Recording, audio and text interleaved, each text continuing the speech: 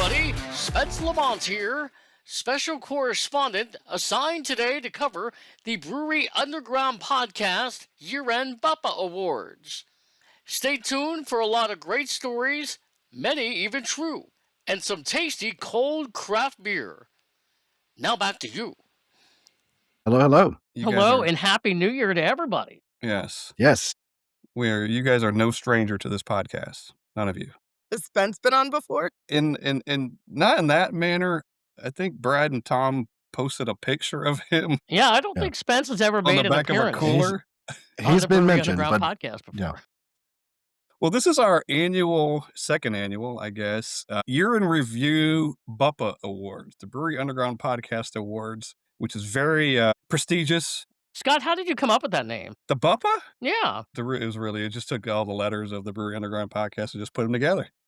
And here we are, the prestigious BUPA Awards. So here we are. This is what we're doing tonight. Well, that's fantastic. It's fantastic. We have 10 categories of beer styles that we're going to talk about. We're going to give awards to, right? And it's the best beers in the beer styles that we have in 2025, if that makes any sense. And we didn't omit any. Some of the ones that we did not include in this one is because we already had our top 10 beers of the year and we didn't want to be redundant. So some of the ones there were like, stouts, maybe sour fruiteds, we didn't include in some of those. IPAs too. We didn't want a lot of redundancy. We didn't want a lot of redundancy. Right. Could be the same podcast over again. But Could be anyway. the Twilight Zone podcast. Yeah. We talk about enough of the same shit over again. We should try not to do that again. Anyway, welcome everybody to the second annual BUPA Awards. I'd like to start out, and I mentioned this in the last podcast Steve and I recorded. Dry January is stupid. Friends don't let friends do Dry January. Correct. No, Brad, you're going to do it for a day. It's okay. We'll allow that. Brad, are you doing a dry January for a day? I'm not committed. I'm not committed to a day. Maybe an hour? I think it's... Until he gets up. We just got to see how it goes. You got to see how it feels, at 12:01. Right. I mean, What you drink are at 12. Brad's sleeping hours from like maybe 10 o'clock at night till 6 in the morning? So that could include the dry January, right? How old do you think I am? I don't know. No, like I would love to be in bed by 10 o'clock, but it usually doesn't happen. Oh, okay. But on that night, it's, who knows? It may be an all-nighter. It could be. There might be some whiskey left in the bottle that you can't, That's where you're wrong. There will not be. Well, we've established we don't like a dry January. Right. And we also It hurts don't your like breweries. a dry end of the year edition of the Brewery Underground Podcast. So you know what? I'm going to transition into that, and I'm going to tell you all what I'm drinking. Tom influenced me on this year. I had it before. I hadn't had it for a while. And a Bry from Tap Brewing. Right there. Yes. Best holiday beer. Yeah. Best holiday beer you like out there? For me, that's my favorite Christmas beer. All right. All right. See, somebody's calling right now to even agree. See, that means I won, right? You won. They were supposed to call you. Caller. That's This right. is Go ahead, Santa. caller. Wait, I heard Spence was on the line. Yeah. Well, this is a great winter ale beer. Anyway, yeah. No, yeah, listen, I in all of my travels, whenever we go back and hit every year, we try to find, and, they're always good. But listen, I always talk about Santa's Bribe, and I was afraid that when they closed down Taft's, but they sold off to like a distributing company. So they're still making it, but they're not, brewing it like they normally do. I thought that was the end of it. And then it showed up on the shelf this Christmas. And it's still as good as ever. Just a perfect recipe with a little nutmeg, a little molasses in there. It's it doesn't get too dark and heavy, but it's just sweet enough. Love it. The last time I checked this in was in 2023, and at the time, I rated it a 3.50 on Tap. So let's see if we can do a little bit higher. Yeah, I know. Tom, what are you drinking? Right now, I'm actually drinking a slap in the face. It's a Great Lakes Christmas ale because I can buy it right here. Do you know who wants that? There's these nice schools that have an account in Tennessee. Once again, if you need me to snowman and bandit, if you need us to bring this down, we can do that. We can Hey, but pile it in there. their Irish stuff is just I don't know if it's out yet. The Conway, and then they get like an Irish lager and stuff. So if you Conway's can great. scoop some on the way through here later on this week would be great. I don't know if it's physically out yet though. Scoop Listen, and swoop. on one condition, when I get there, I want the two of you dressed as Big and Little Enos. Oh God. How you do it? It seems like a couple of hats. White jackets, white hats. Whichever one of them says daddy is going to be funny. Anyway, how is it now that you've taken a sip? It's good. Yes. Great, awesome. I really worked I that am up for liking nothing. the Santa's Bribe quite a bit, and probably it's probably more worthy of a higher rating now, which is always a good thing. Whenever you drink beer, you know, a couple years after you've had it, and you say, "Do I like this more now?" Yes. So there you go. Liz, Yes. what are you checking in tonight? Well, I'm currently double fisting like any good podcaster should. In one corner, I have Bailey's and coffee. Mm. You know, on sale at Kroger's the other day was the chocolate Bailey's, so I had to go for it. And then in the other corner, you can't see the can, but is a little Scentsy Light from Rhinegeist. Yay, go Oh Bearcats. yes. NIL, gotta support. Rep, You rep. don't say.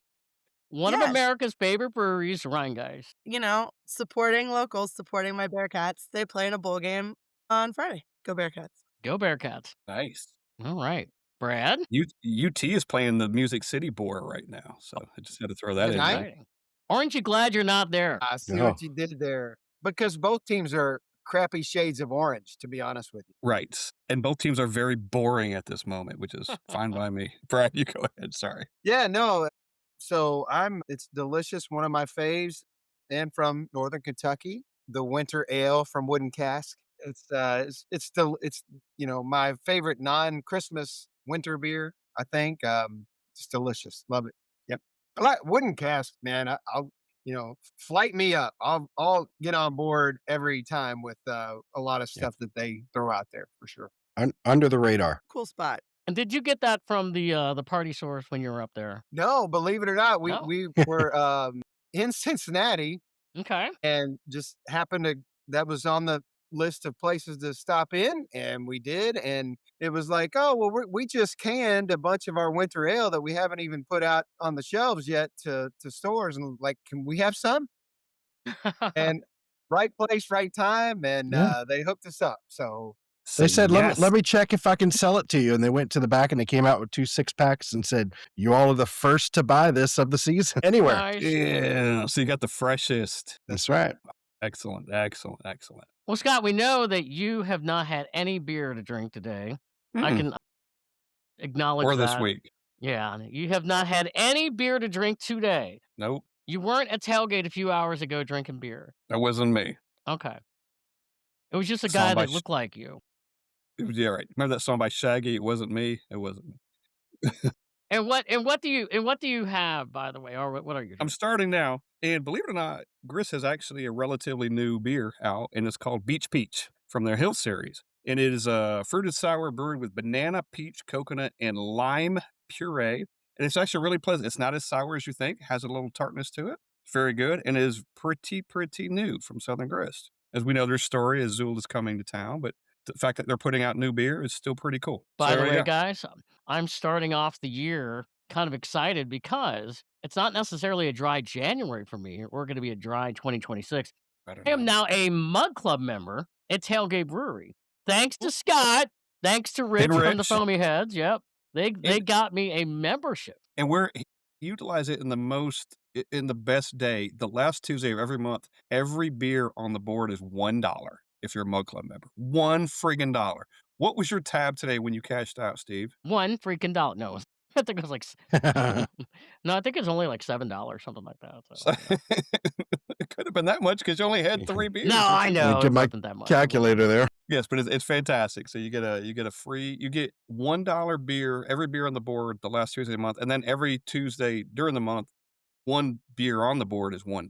So it's pretty fucking great Mug Club membership. So congrats to you on your Mug Club membership. Well, Do they thank you keep your very mug? much. Do they keep your mug, or do you get to bring it home? No, they just give you a Mug Club mug when you get. There's no particular mug for So you can't show and tell your mug right now. No. Darn Yeah. it.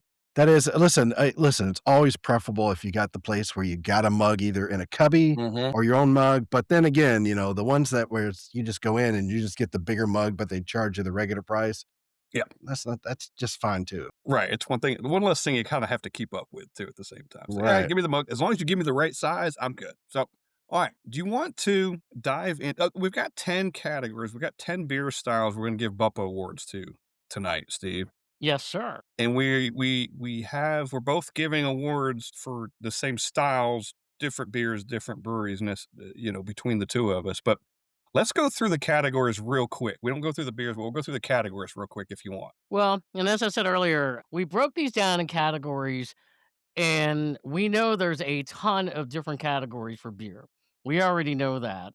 And if people go back, and of course you will want to go back to our top 10 beers of the year, there were some other categories that we didn't throw into this one because we were like, that would be redundant. So we went into the favorite ale category, the favorite Bock category, favorite blonde, Kolsch, lagers, dark lagers, light lager, Oktoberfest, Pilsner, porter, and wheat beer. And we knew Scott and I were talking about this. It's like you could go all over the place when it comes to like the lager category, the ale category. I mean, there's so many different ones. And no, we did not include any IPAs in there because there were a lot of IPAs. They were included on our overall top 10 beers. But if the three of you have favorites in those categories, certainly, if it's something that stands out for you, like we'd love to know too. Yeah. Chime in. Yeah, the IPAs and stouts are literally left out on purpose. You're gonna be like, "Where are those?" They would have been redundant in our top 10 beers of the year episode. So just trying to mix things up and trying to find some other things. So Would an IPA count as an ale if you yes, wanted to yes, throw it yeah, in that, like, even though it's its own entity and wild, technically it's in the name of it, right? yes, yes. And to be clear, there are only two types of beer, two kinds of beer, ales and lagers. Everything falls under those two kinds of beers. Now, there are styles within each of those. Your lagers go one side, your stouts and IPAs and all stuff, that's all on your ales. So, yes, there's a lot of subcategories. There's a lot of debate we could do. We didn't want to get, but yes, you are 100% correct. We just didn't You want to didn't want to duplicate. get into the barley. Is that what you didn't want to get into the hops? A lot of our beers that we would have had if we left IPAs would have been the same ones on our top 10 beers of the year kind of things. We're just trying to mix it up a little bit and make it a little bit different. That's all. So we left those out purposely. However, you might see a little crossover. So as we get into this thing. So anyway, so if that makes any fucking sense whatsoever. And if it doesn't, it's our Yes. It podcast. Who does. cares? It does. No. That's right. Is this the Keep drinking. non-alcoholic beer podcast? The what? The non-alcoholic beer podcast? No. Oh, no. We're going to edit this part out. Hey, you know what? I do have a quick story about a non-alcoholic beer I just recently had for the first time, and it was from Rheingeist. I had Do tell. I picked it up. It was kind of accidentally. I was in a hurry when I was up there in December, Liz, when you saw me, and I had gone to Jungle Gyms, and I looked over and I saw a Rheingeist I hadn't had before, so I just grabbed it and I took it home. When I got it home, I realized that was non-alcoholic beer. So I drank it anyway. It was the Rheingeist Ghost Pills, Mm. and I can't say I'll ever drink it again. But What was your rating on I Taps? didn't rate it. Yeah. Terrible buzz. Yeah, He's not recovered yet. I have not. No, since that time, I have not recovered. And if you know Steve, he doesn't rate if he doesn't like past a certain point, he just won't put a rating on it at all. It was challenging. It was challenging, but it was a non-alcoholic beer, so it was all right. That's not an endorsement at all in any way for alcoholic or non-alcoholic. But does it beer. have to be? But if Untapped somebody, gives but if somebody likes it, that's okay. Yeah. Untapped gives you in their recap of the year, they give you like kind of your highest ratings and then they give you your lowest ratings. And Steve's lowest ratings were anything past 3.2 because he chooses not to rate them past 3.2. So Man. his lowest Being rating was nice. 3.2. Yeah, I know it's being nice. It's really Yeah. funny to see Agree that. with that. If you don't have something nice to say, it doesn't make it on my Instagram feed either. So I agree with that. Good job, Steve. I don't know, Tom. It's fine. Just Tom, you may just tell us- disagree. tell us, like Yeah, 3.2. I'm going to the bottom. Going to the bottom. In our top 10 beers of the year, we did the of the four that we did of the blind tasting came up on my lowest of the year. 0.5, 0.5, 0.5. I don't Point. care. Point. I have You a rate- 1.5. Yeah, I as didn't even the rate those lowest. in. Did you guys know about this? It was one of them was a Heineken, Another one was Colt 45. And what were the other two? Labatt Ice, and there was another ice in there too. But what First would off, it's an 21-year-old Scott insult. rate those? It's an insult to use Untapped to rank, a Busch Light. I mean, well, first off, it shouldn't even be on there. It's all, I mean, and I they've got two changed. in fraternities, and they ain't Untapped is not on their radar because if it ain't Natty Light or whatever the brothers bought them at the tailgate, I mean, they ain't even That's different. Hey, That's in college, good beers are free beers. I mean, Yes. that's all that matters, right? 4.0, Right? baby. Yeah. Now, my lowest one ever is a 1.5. That's the lowest grade I've ever given. lowest ever. What is that one? Geez, I don't want to insult the bro. It's Hoof-Hearted. No way. Yes, thank you. On July 9th of this year, I No walked way. into Hoof-Hearted Oofar. and I had Tickling the Ivories, an IPA, a New England hazy IPA. And the A did not stand for ale, it stood for ass. Let me see if I've By had the way, that. my second lowest rated beer of all time is also from Hoof-Hearted on the same visit. It was a terrible visit to Hoof-Hearted. Now, listen, Oh. I went to one location and it's the only time I've ever been there. I'm not saying they don't have great beers, but that day it was not spectacular. He went there and he went, "Who bought it? Get me the hell out of here." Oof. My second lowest one was a 2.0, and it was a Mexican lager, and I love a good Mexican lager. So they ruined that, though. Wow, you must have run in on a bad day because that overall It wa- rating on Tickling Ivory is 4.06, and I gave it a 3.9. So there was It something may off have also that day. been my third or fourth stop of the day. Okay. He was All right. mad at something or somebody, No. and he No, I wasn't mad. I was just getting real honest. You do have a tell, don't you, Tom? I think you even Yeah. said this before. You're like, all right, this one, everything's great, and you start getting pointing like, you know what? Start pissing That's what me Brad off. always says. Because if I'm out somewhere or out of town and he can tell when the first place I go to versus like third place because there's no intricacies to my reviews anymore. the filter that he thinks he has is no longer there. Well, sometimes you just go to a place after a couple other places, after the places that you went were really good, and then you go into those in that place and you go, yeah, Yeah. I'm just not feeling it. I've been to other places that I've had the great beer, and here I am now, and it's just a letdown today. Right. Yeah. That's That why never- that's why in most cases we try to give those places a second chance at some point. Not always. You We've guys, never like, had a bad review. I'm so terrible at Untapped. Like, I'm in a you all are in another league. I can't. I always think of it after the fact. I'm not that good at it. But y'all are. I mean, you're all obviously you guys have done it. It's part of the game. Liz, are you Untapped all in or? I have my photos on my phone that tell me where I've been and what beers I've drank because I photo document everything. So that's my version of myself on my phone for Untapped. Follow her on Instagram, Every Day I'm Bubbling. You can see some Yeah. great videos. Yes, that is Yes. also my Untapped is where I've been. I will say Yeast Infection Brewworks has never had a bad rating Never. ever. I won't allow it. Can we get those cans somewhere? Yeah, we could change that. When are you going to start producing those cans, Scott? Hey, we'll drink that shit. Yeah, I mean, What happens when Tom drinks that at the end of the day and he's been to 5 breweries already? No. I get a 0.5 is what I get. Or could be amazing. It could be amazing. We need to Catfight brew. We is- need to, we need to find a beer for Tom, like the Get Off My Lawn Guy beer or something. Lawn chair hot rod. Speaking Yeah, of there we lawn go. chair hot rod, I don't think I even ranked it because I don't that one would be below a 1.5. Thanks, Rheingeist. I think Rheingeist makes that beer, and it's shocking that not only do they make it, but they sell it in cans and distribute it. Because I'm convinced it's like that one chip challenge. I'm convinced it's only out there as a dare. Yeah, that's funny. Let's see. Let's find our suckers. Let's see if you can drink this.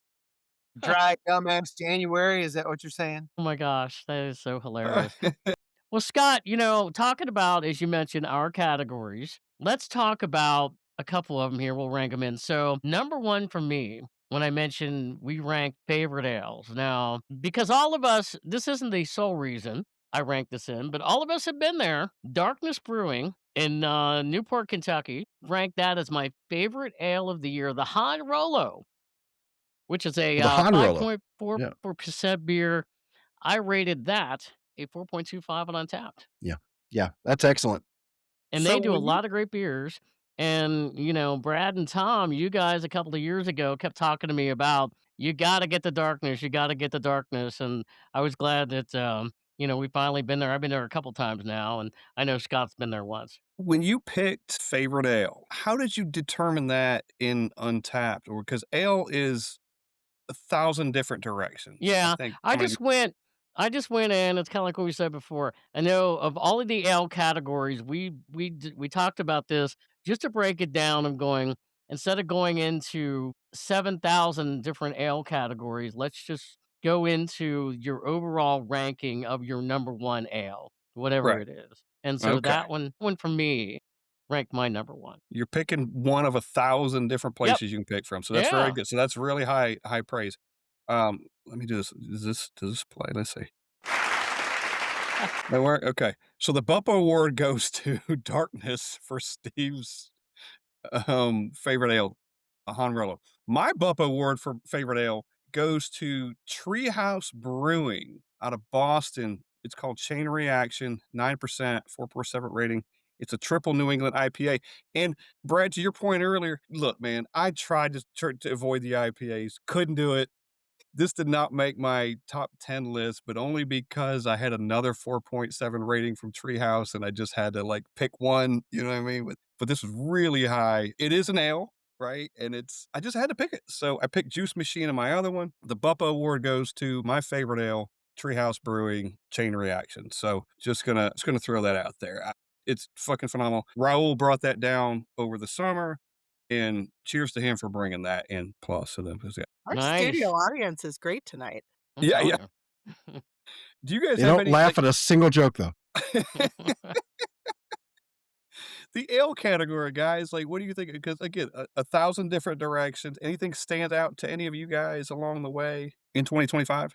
I went total opposite kind of in that category, and Rheingeist has Bubbles, which is a fruited ale. So I thought if we're gonna go out there, it's actually one of my favorites there. I like You know, it. I'm only shaking my head because you are absolutely correct. It is in that category. So somebody had to represent the underrepresented and say that, yeah, I like my name. I like things bubbling. So I'm going with Bubbles. The funny thing about Bubbles is we can all sit here and make fun of Bubbles, Oh, it's so good. and yeah, and it was They had a Scott. holiday one that tasted like Christmas, and it was Yeah. amazing, and I meant to buy it in the tap room, and I should have because every store does not have it, so that's shame on me for not getting it when I went to Rheingeist for Dad Day and not picking up some of the holiday bubbles. Well, Bubbles still remains one of the top sellers for Rheingeist, and I'm sure even those that brew the Bubbles probably sit there and shake their heads sometimes thinking, "How can this possibly be?" But it's worked for them, and it Works for continues me. to. Yeah.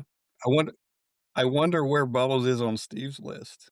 It's okay. Next. I'm representing, and I'm very excited. I love them, and I love all their varieties. They have some mango, they have cherry, they had the holiday one. It was delightful. Gotta mix it up. You know, Okay. All good. different strokes for different folks. Brad, Tom, you got any insight on this category? They did not pick bubbles. I do. I have, listen, if I just go by my Untapped rankings for 2025, without a doubt, the highest ranked ale I had is the Salted Caramel Brown Ale from Narrow Path in Ooh. Loveland, Ohio. Yeah. Holy shit. All right. That sounds fantastic. It is. It was really good. Worth the Bubbles didn't get a clap. Not yet. We're Bubbles saving didn't it get for a the clap. end. Can we go back to Bubbles, everybody? Bubbles, everybody. Crickets. Crickets. Thank you. Whoa. We won't do it the whole episode. I'm sorry. That's the thing. Like, there's and again, it's different. And Scott, there's Gravely Brewing here in Louisville, and their Channel Orange IPA is delicious. And like, that was the first thing I thought of as when there wasn't IPA on the list, and without going into the weeds there, but it's delicious. But again, back to Wooden Cask, the Great Scott, which is the rye whiskey barrel aged Scotch ale, just like it's candy, and that was what I was looking for. So that was kind of those two were the ones I thought of in the ale category for me. So anyway, but again, I didn't go back through my Untapped to look at that because that was useless. Let's see what the audience thinks of that. All right, so I probably rate Brad's beers on Untapped more than he does because I might be like, here, let me have a sip of that, and then I'll rate it, and he He'll be won't. over there going, "What the heck? What the heck?" Yeah. Yeah.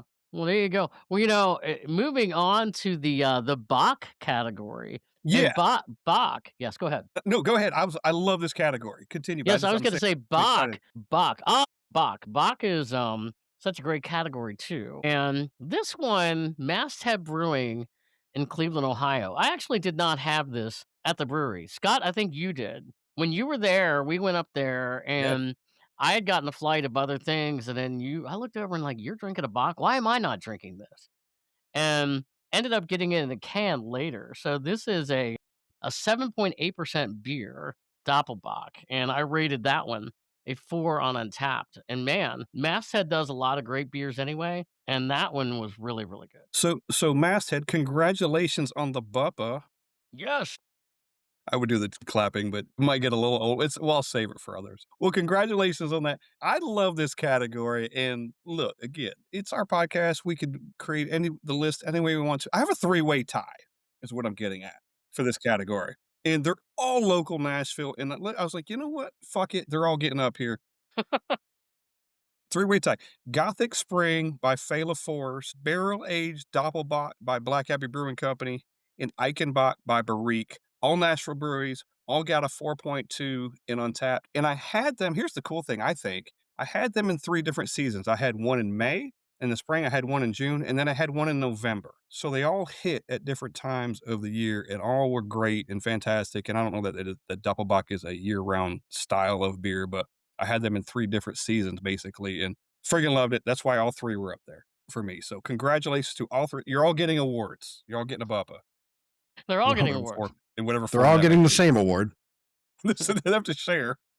Yeah. One gets one in the spring, one gets one in the summer, and one gets one in the fall. So, Liz, anything in the Bach category that stands out to you in 2025? Well, I don't have a particular favorite. I have a particular favorite festival, which is the Bach Fest Festival in Cincinnati. So they're actually having their 34th annual this March, 6th through 8th.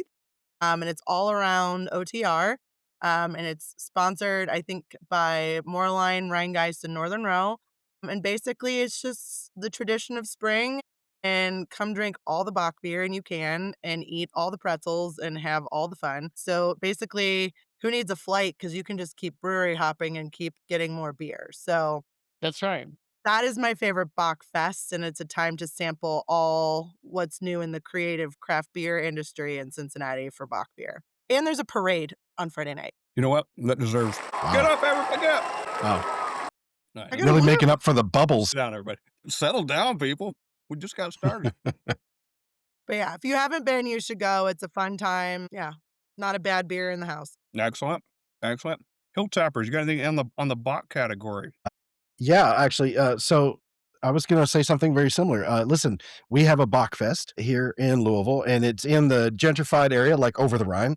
We call it Nulu, Nulu, Nulu, and it's like the 3rd week of March. The Tailspin Beer Fest is the 1st week of March, and it's freezing cold, as Scott can tell you. But then 2 weeks later is Nulu Bachfest, and it's almost always gorgeous. It's it's a light jacket almost. It's totally bearable. But anyway, we went this year.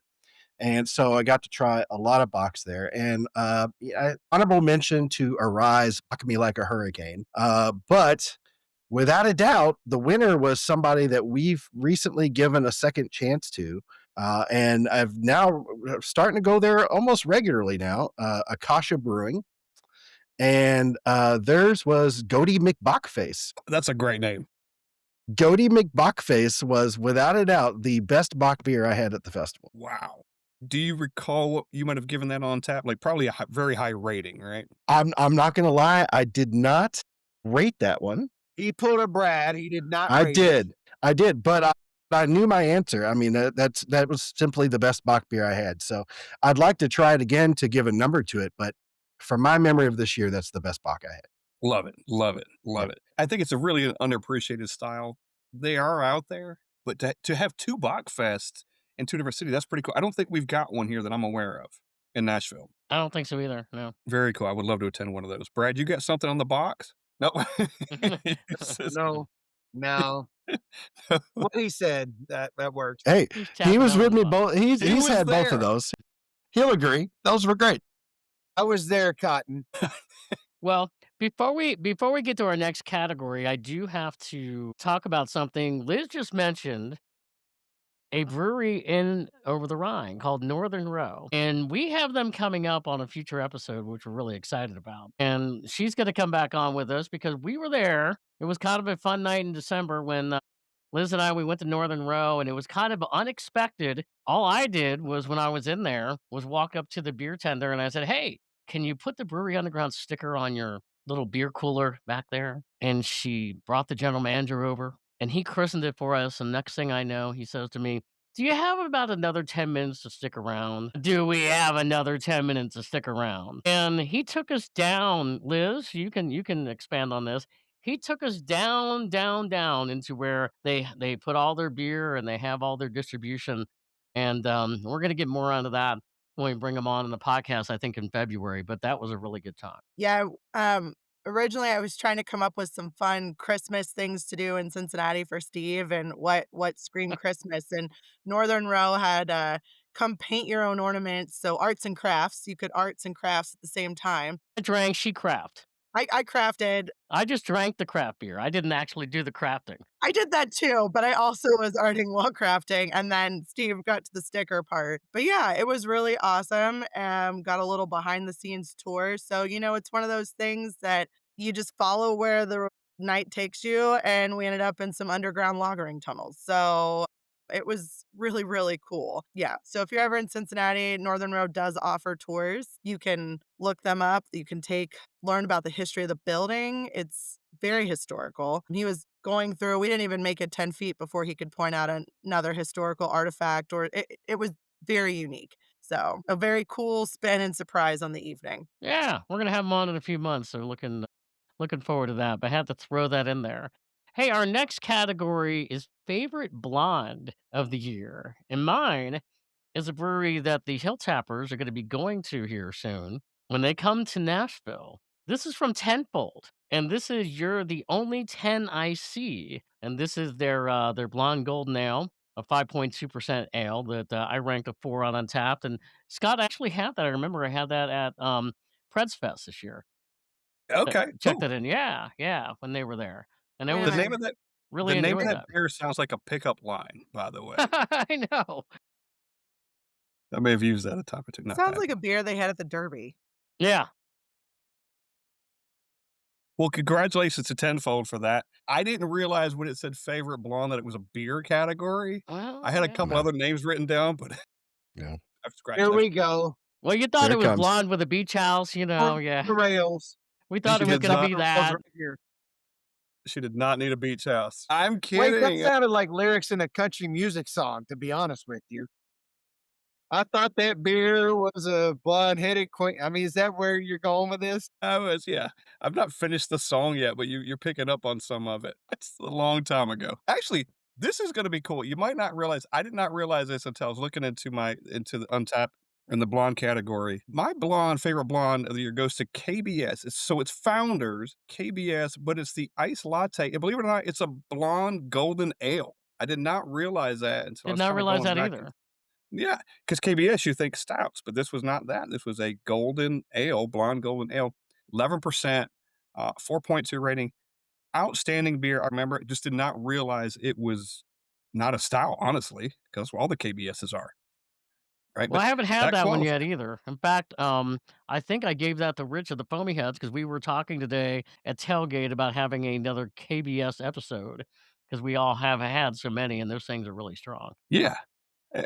Again, yeah, it's Kentucky bourbon stout, but this was not a stout. It was iced latte. It was a blonde golden ale. So it shocked me, but man, it was up there. So congratulations to Founders. Like they needed another award, but they got one. Any blonde stand out to you three in 2025? As the dark beer drinker of this group, no. No, not a. No, but I do have some nice stouts on that list. Yeah. I mean, I get that. I actually had a tie on this one. The first one I'll mention is to bow your heads, Listerman Brewing. Right? Cheers. Right? Yeah. Cheers to Listerman, right? Just when they become my favorite brewery in Cincinnati, they're gone. Wow, wow. But they had a lemon pound cake, blonde golden ale. That was delicious. I don't know how much I can drink of it, but man, that one was just absolutely great. Tom, I used to I think I had told you when we went there, I had that, like, 4 times over the years. Every time I Yeah. went there and I saw it on their menu, I always checked it in. Oh, it was fantastic. And it tied with another golden blonde ale from Darkness Brewing. It's La Fonda. Okay. La Fonda is a 5.7, like I said, golden ale, and it was fantastic. Got a 4.25 out of me. Nice. I'd have gave LaFonda an 8. She's pretty high. No, sorry. That was a movie. Another lyric to the song he's working on. No, no. in I'll be right back. Nashville. I'll be right back. Jeez. Hey, no, I don't LaFonda's have an 8? anything. I don't have anything in this category or in the coast, but so I went rogue and I Go ahead. went Shandy. I went Shanley Radler to the Sonder Divot. Okay. Mm. This Okay, beer, That's a I'll good one. second that. If it we're has to- counting if that it's as an this honorable mention category, for something, right? Like this beer is Why not? Yes. The I'll audience second agrees. Brad on that. I will second Brad on that. That was my favorite discovery. Well, I had 2 favorite discoveries of the summer, and that was one of them, and I had it at a festival in Cincinnati, and I was like, "This is quintessential summer." Yes, that one right there. Mm. Yes. Look at that can art. It's That's a nice. great beer. Tom heard it. He was like, I got one. I got one. Listen, I always said when I saw that, I was like, it's an Arnold Palmer ale. So it's a lemonade and iced tea beer, essentially.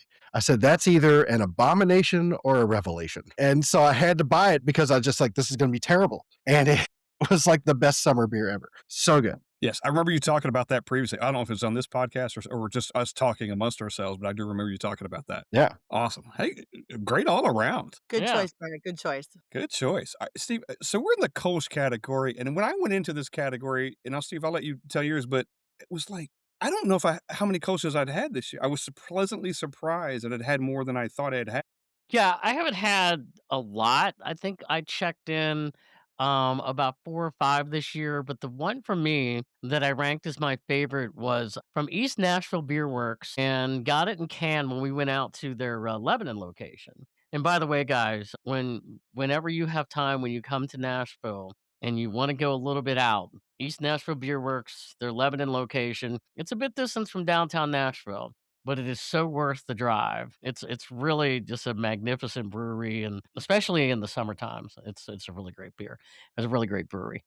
But I got this in can. It was their cold style, and it was a 4.5% Kolsch that I rated a 4 on Untapped, and I really like that as well. Very nice. Very nice. Mine was, and I mentioned this brewery in our top 10 beers of the year. It's called Papa Sneakers by Ebony and Ivory out of Knoxville, Yeah. Tennessee. And that is a underappreciated brewery. I think people that live there and have been there know how good their shit is, their stuff is. Coast 3.9 rating, 5.9%. Had it at the brewery and was blown away by it. And hats off to Ebony and Ivory for the stuff they're doing. And I hope we get a little more influx into Nashville from that brewery. So, any experience with Kolsch's from the 3 here? Did learn from a Northern Row visit is that they have Kolsch nights. Apparently, it's like all you can drink Kolsch, and they keep pouring. It's like the all you can eat meat skewer night where, Right. they just keep bringing you meat. They just keep bringing you Kolsch. So I haven't done one of those, but he was upselling that quite well. Yeah. So it's on my bucket list for 2026 to attend a Kolsch night. Do you turn your sign from like green to red like the meat house does? Like, you know what I mean? He said they just kept Brazilian refilling it. steakhouse. So, like, until you literally, like, I feel like put your coaster on top and say no Yeah. more, like, they just keep refilling you. Like, you look a little empty, like, you're at getting water refills at a restaurant. They just keep refilling. Little coffee tip off. Nice. And Kolsch's, there's some variance within Kolsch's too. There's a lot of variant within that genre per se. But Tom, you look like you might have some experience with some Kolsch this year. Well, I think Kolsch's are probably the most subtle beer. I mean, personally, I find them to be pretty tame. And so it's hard to find one that is I kind of like bold flavors, and it's hard to find that in the Kolsch generally unless they really experiment with it. So my standard answer for this is the Kolsch I like every year, which is Third Turn Brewing. They every year they put out the Swooly, and the Swooly is a Kolsch that's got jalapenos and mango, and it just puts all these big flavors on the Kolsch base, and the mango offsets the heat of the jalapeno, and it's great. And I burn out on it within a month because I just go there and it's like, don't get anything else on the board until I can't get it anymore. Can appreciate that totally. Yeah. Yeah. Well, it's a good style of But then beer. you go You right just back to don't. Yeah, I was gonna say it's a good style of beer. You just don't see it on tap at a lot of breweries when you're Sure. out. but I think it's one of those categories, like I was saying when I went back and looked at my Untappd, was like, I didn't realize I had so many. You get a couple here and you get a couple there, and then suddenly you've had, I don't know, 12 or 15 or whatever you've had during the year. Maybe you don't realize it because they don't stand out as a style necessarily, but they're always good. They're always solid, in my opinion. Yeah. It's a dependable beer. It's just a good, very drinkable beer, but Yeah. Right. um, It's never gonna get really high or really low. It's gonna get just yeah, kinda be in the middle. it does not rock the boat. No. That's a great analogy. Perfect. Alright, we're coming to okay, this next category is my favorite category this year. It really is, and it's really because of my answer, but Steve, go ahead with yours, but I really love this category, and it's because it's one of these styles that we've talked about for the last couple of years that we've appreciated so much. Well, it's the lagers category, and the lagers category, there are so many variants of lagers out there, tons of them. And this was one of our debates when we started doing these going, okay, so are we gonna mention each one of our favorite loggers, or are we just gonna do the overall number one of what we ranked of a logger? And this was at one point in time in my top 10 list of favorite beers of the year. And all of us were there. This comes from Mad Tree Brewing, and it was their Shady Links Dark Lager. It's it's a Czech Dark, a 4.6% beer that I rated a 4.35 on Untapped, and I absolutely love that thing.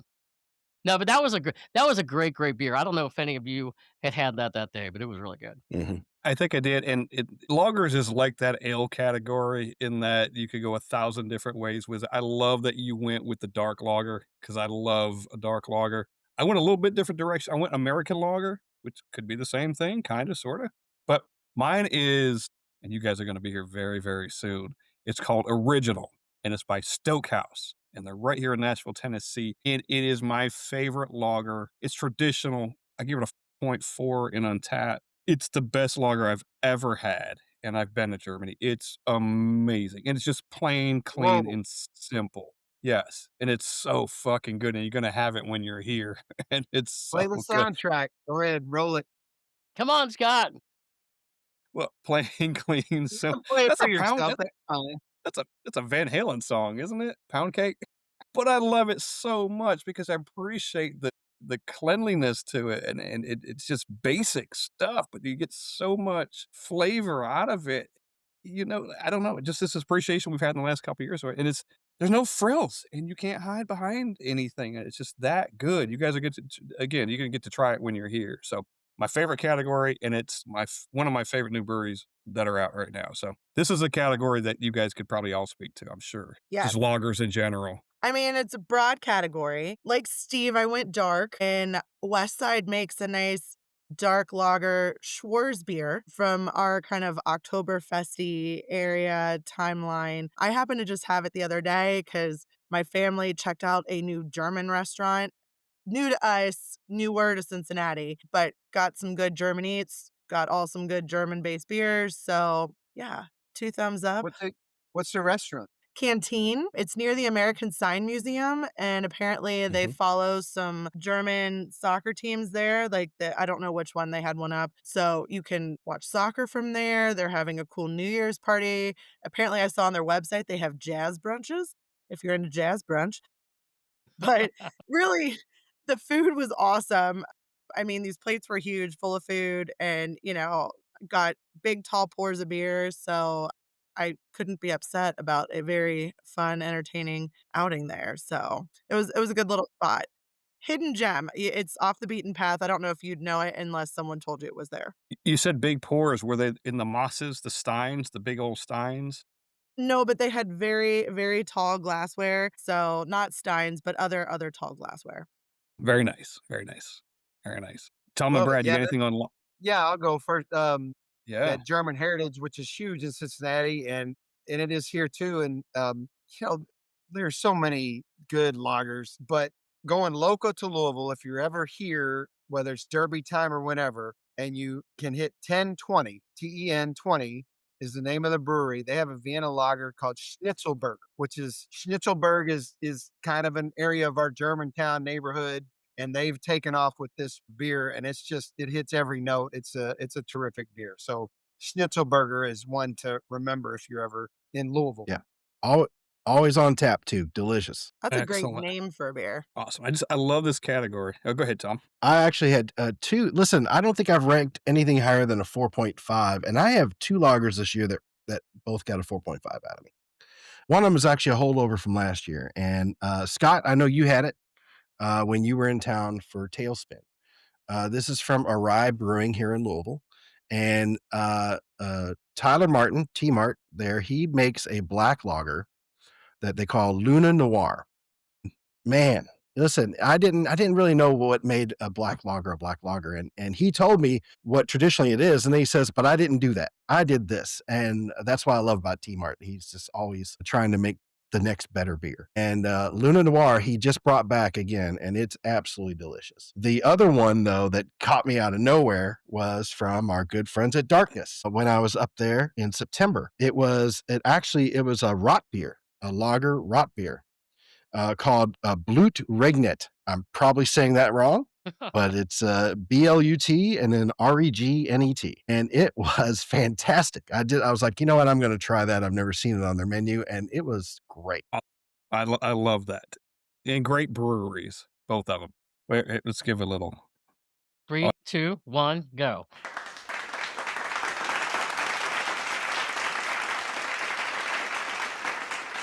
Stand up, everyone. Okay, I went that down quickly. Now, we're not gonna shift gears very much. We're actually gonna stick in the lager category, but I thought this was a category, I think we both did, that was a category that deserved its own kind of praise, right, Steve? Yeah, because the light lager category, I Liz think just popped, just literally just perked yes. up completely. I already know where this is When we going. were with you guys this year, we were out with others. We on the podcast with brewers, I mean, we talked about this so much this year about light lagers really not only making a comeback, but the guys that, and gals that brew the beers also know the importance of them. And so we really felt like that was worthy of another category to put in here. My lager category was one that Scott just talked about earlier, Ebony and Ivory Brewing, and had theirs at the Common John Beer Fest this year. And that was the Steel Arm that I rated 4.2, or I'm sorry, rated a 4 on Untappd, and that was a 4.2% light lager. But I'll tell you, there's so many of them out there now at a lot of different breweries. I mean, I probably could have had 2 or 3 that almost would have been a tie because there's just a lot in that category now that are really, really good. That's one of those things that are something for everyone when you go in, and that's a beer that's something for everyone. You have Yes. some non-alcoholic stuff, you have ciders, you have seltzer, but this is a beer that anyone could drink. If you're a light beer drinker or you don't like craft beer in general, a light beer in general, a light lager covers a lot of ground, right? A lot of people can drink that thing, and we've had many of them, and they're all friggin' good. They're so much better than they used to be. I love that category. So my American Light Lager, and 2 of the 3 of you I know have had it. Liz, I don't know if you have, but you may have. It's from Great Lakes Brewing Company, and it's Mm. called Cold Rush Premium Light Lager, and we shared some with you guys on the way back when we came back from Cleveland.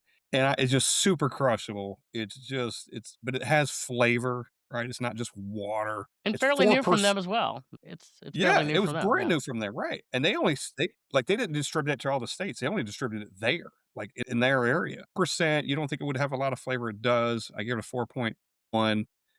Super crushable. It just, man, you could cut the cut the grass and drink it all day, or I don't know. It's really fucking good, and I really appreciate this style more than I ever have. Liz, I would like to go to you next on this category and give us your thoughts and opinions, please. I believe I already told you this earlier. I'm drinking a Rheingeist Cincy Light, not to be outdone by the Rheingeist Cincy Light Lime, which Mm. was my other quintessential summer beer, and also highly promoted in the Bearcat stadiums everywhere. Go Bearcats! But I feel like, back in your younger beer days of, lower varieties, lower budgets, Corona was one of those things that, you felt fancy when you were drinking when you were younger. I kind of feel like this is an upscale Corona. You have your Cincy Light Lime. So I feel fancy. I could add a lime, but the lime zest is already in there. But yeah, I love Cincy Light. They've had some great cans art for had to collect during the season. So yeah, in case you didn't know, Cincy Light. We didn't know. This is new news for everybody. I love it. I love it. I love that you're true to it. It's so cool. Tom and Brad, we got anything on the American loggers? No, I I look personally, flavor, lime, yes. yeah, I have a theory. It's like I don't go to breweries for light beers. I mean, every time I have a craft light beer, I'm like, well, that's just a light beer. I'm sure it's subtly better than, a Miller Lite, but I pay $7 for something that's subtly better than a Miller Lite. I Appreciate think that. Will. I think I say, listen, they throw the lime in it. I think I did. I did have a Cincy Light lime. I went to a play. You gotta love theater where you can buy beer. I went to a play, and I got a Cincy Light lime, and it was pretty decent. But overall, I can't purchase it because it goes towards Bearcats NIL, and I can't support. I gotta support my alma mater. I get it. I get it. My daughter graduated from there, but she's gone now, so no more. I can appreciate it. We all have different palates. Brad, you got an opinion on this category? No? Okay. Wait, And oh, moving on. sorry, it kinda broke up there. My connection's not great. I can't Are you tell if that talking was to me? funny or if he Are you froze. talking Yeah, to there me? he goes. Funny? What, do you Steve, make you somebody laugh? picked up the I Muskies have amuse finally you? gotten in the game, and I don't know which brewery picked them up, but somebody picked them up, and they have a lager too. Yeah, I think I've seen that, yeah. I've not had it, but I think I've seen that, yeah. I will not try it. I can't imagine why. It might be Supporting fantastic. the competition. Yeah, Yeah, right. can't do that. Can't do that. Steve, we're into a category which I'm gonna guess might be your favorite category. Yeah, At least one of them, but we could probably we your favorite one. we could almost do an hour podcast. In fact, I think we have done We've hours done of a couple of podcasts. those. We Just have. simply talking about Oktoberfest beer, fest beers. Yeah. Let, It's let, a let, let, season it's a season that seems like it's beginning to the point where it goes all year long. Or talked about all year long, right? right, we do. We certainly do. We do.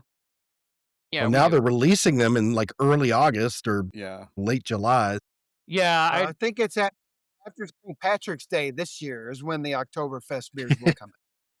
well, I do recall this year, and it may have been in like May or June, where I was at a beer store in Nashville, and I had texted some of you guys and a picture of somebody. I don't remember. I don't want to say the brand because I can't remember the brand, not necessarily. But I remember when I was like, "Oh, here we go," and Brad was the first one to respond, basically saying what I thought. Had they had that on the shelf from last year, maybe they had it in the back and they just stuck it out there. And I really don't remember the brand. I know it was not Sam Adams, but regardless, it is becoming to the point that I I think we're a couple of years away from some breweries out there that are just going to have Oktoberfest all the. I agree. Or the dates that they release them get early and earlier, where it actually reverts back to when it's actually supposed to come out. Yeah, At some point, it might hit when it's supposed to. But I love this category too. maybe it comes full circle. Well, so Sam Adams almost always ranks high for me. And but it's gotten to the point where I'm like, well, I could say, okay, Sam Adams, but I've said that before, so that gets kind of boring. So this was new for me, and I almost put this in my top 10 again this year as well, my top 10 beers. So my new top 10 or my new favorite Oktoberfest of the year was from Hop and Frog, and that was their Oktoberfest Froggy Style Lager, which was a 7.3% beer, and I rated that a 4.25 on Untapped. And I feel like if I keep drinking it, One of these days, it may become a 5, Scott. I know you really love it too. I love that one too. It did make my list only because I've had it before, Yes. but it is fantastic. And the ABV on that friggin' thing is higher than most, which Yeah. really makes it really friggin' good too at the same time. Yeah, In you my keep opinion, that's why I drinking like that and it's going off the charts. That's for it. That is a theme with my beers, though. I like the higher rated ones, the higher ABV ones for that reason. I can actually feel something. So I've got one, and this is the BUPA for my Oktoberfest slash Fest beer slash Martin is actually a tie. I've had 2 ties on here, and again, it's my list. I do whatever I want.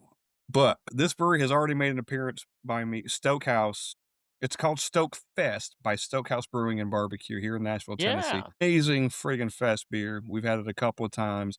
They 5.5%. I give it a 4.6 rating, and it's tied with Oktoberfest beer by Hofbrauhaus out of Munich, Germany. I am telling you, like, that had to make the list. It's so fucking good. Plain, clean, and simple. 6.3%, 4.6 rating. I've had that beer before, but I've kind of rediscovered it, I guess, this year. I just have an appreciation for it, and they're just the best Oktoberfest beers I've ever had. So this is another category, guys, where, again, Oktoberfest, Fest beer, Martin, they're all kind of Oktoberfest beers. Kind of pick your poison if you've got one. Got something, Liz? Any beers in that category? Sorry, awkward silence. I I I like Dunkels. I know it's kind of an Oktoberfest beer, kinda not. I mean, it's in Oktoberfest. Westside locally had an amazing Dunkel. I saw it at multiple things. They had it at Zoo Brew this year, they had it at Oktoberfest, but traditional, I like Warsteiner, and I can't not have a German-based beer if I'm at the US-based largest Oktoberfest in the world in Cincinnati. And it fits, right? Uh, When you're in, it's kind of like when in Rome, Yeah. you know? Yeah. You can do all the things. You can chicken dance, you can watch the wiener races, you can, try all of the, you know, hot dogs, the sausages, the Geta, the sauerkraut, you name it. It's all quintessential part of it all. Yep. Perfect. Tom, Great answer. I know you're pretty vocal about when Oktoberfest should come out. yeah, he is. We've seen the text Listen, messages. yeah. When should Well, when should Oktoberfest come out, and what was your best one that you had this year? September 1st. Okay. September 1st. And then last longer. That's fine. But as far as October, we talked extensively on our podcast because that's how we started this thing is our love of Oktoberfest. So we've talked extensively about it and all of our favorites, but I did have one this year. I will give my favorite this year because it's one I only had this year for the first time. So the best new Oktoberfest I discovered is actually out of Mirror Twin in Lexington, Kentucky, and it's called Wade Boggs Style, and it is great. It was the best new Oktoberfest I've had. And for baseball fans, Wade Boggs is a former professional baseball player. So why is that name of that beer relevant in Lexington? Like, where do you know? I'm glad you asked. I have no idea. Like, I know he like did he some kind of record about so many beers on a flight from one city to another. He did something like, but I don't know what that has to do with Lexington. Well, first off, I didn't have it at Mirror Twin. I actually had it on tap at a tap room of a brewery that's from Louisville, but we were in Owensboro, Kentucky. Long story. Anyway, they had it, got it on a flight, and then I found it in cans. And the cans are a white label, and it's just got a bunch of like 1, 2, 3, 4, 5 hash marks all over it, almost like someone in prison counting Yeah. days. Okay. So I'm not sure what the meaning of it is. I have not Googled that, but I didn't care. I drank it. I think I bet it's that story that where he drank X amount of beers, 100 and something beers from one city to another. If you ever saw It's Always Sunny in Philadelphia, they did an episode on it, and they were literally marking off the beers on their shirts, trying to tie the Wade Boggs records. So maybe it's That's got got to something be to it. do with Yes. Yeah, that Yes. has to be it. I mean, Yeah. that has to be it. And he was in Yeah. an episode of Cheers back in the day. Right, Yeah, I of do course, and remember that's that. awesome. He goes Yeah. to the bar and they think, yeah, you're Wade Boggs. Sure. You're not okay. Wade Boggs. That's right. But anyway, delicious beer. And we haven't, there are a few really good breweries in Lexington, but we don't like to go there because there's too much blue I get it. in that city. And no, thank you. That's Versus blue, we don't know what that's like in Cincinnati. No. Ooh. It's a better blue in Cincinnati, though. Ooh. Less obnoxious than the blue in no Lexington. blue. Oh, wait, you're talking. Oh, yeah. Okay. There, see, I get it. Yeah, we're talking Yeah, yeah. That's that fire. team, Less right? So, snooty and less uppity. They both have patinos in common. Yeah, well, Affiliated to that.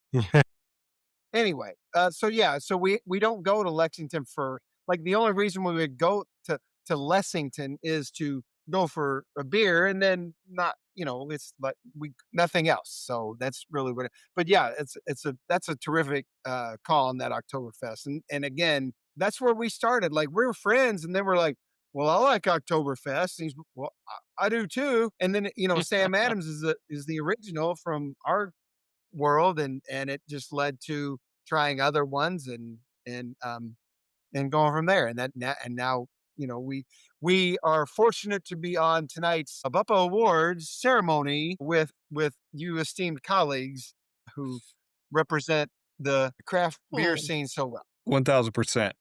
we're on a The audience has 7-second been a delay. little. The audience is a little sleepy. It's like sit down, everybody. The audience isn't really.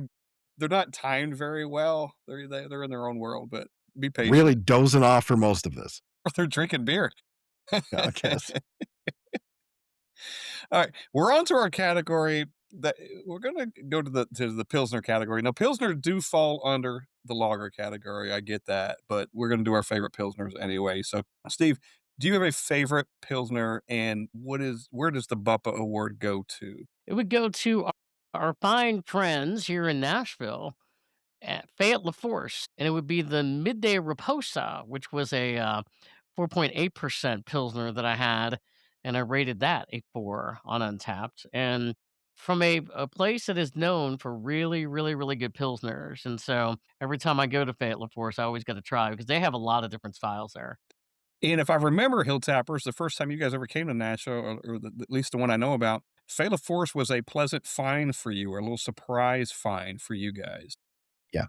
Yeah, we actually we'd gone to broadcast. We had a list, and then we had alternates, and we were hitting broadcast, and then our next stop was to meet up with you guys for the first time ever, and we were done early, and we were like, well, I had this Phala Force. I looked them up online, and it's like the pictures on their website. I was like, that looks like a cool place. So it happened to be right between where we were and where we were going, and we're like, we got time to run in, and man, we've been there 3 times now. It's a regular stop for us. We gotta stop in there. It's just a fun, cool place.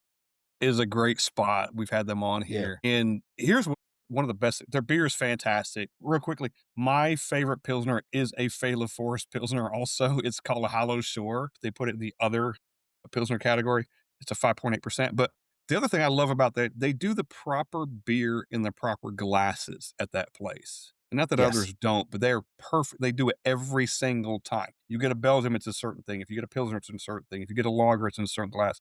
The way it's supposed to be every single time. They don't skimp on that. And I really appreciate that about them. That's so Yes, funny true. because when that happened, I was like, why is this? What's the deal here with this class? I didn't know. I didn't know, so you learn. And yeah, You but do. very cool Like every time place. you go get a different beer, you get a different glass, right, Brad? Like Yes, I why is just this? thought they were out of glasses. They just, were pulling stuff from the bartender's kitchen in his house. I Yeah, don't know, but right. yeah, no. It was the closest to the bartender. So we just reached over and grabbed it.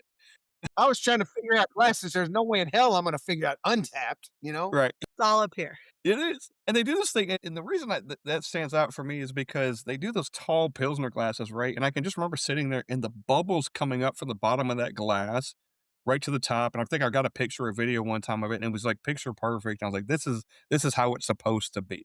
So it's a great category in itself. Liz, you got any Pilsner experience this year or anything that stands out to you? I just scrolled through my entire picture book for the year, and I don't think I drank a Pilsner this year, so What? I'm gonna go with What? my favorite dark beer variant from Brink from Thanksgiving, Black Friday. They had a cookie sandwich smoothie. It's a milk stout. It's delicious. It tastes exactly like an Oreo dropped in a smoothie, and I love it.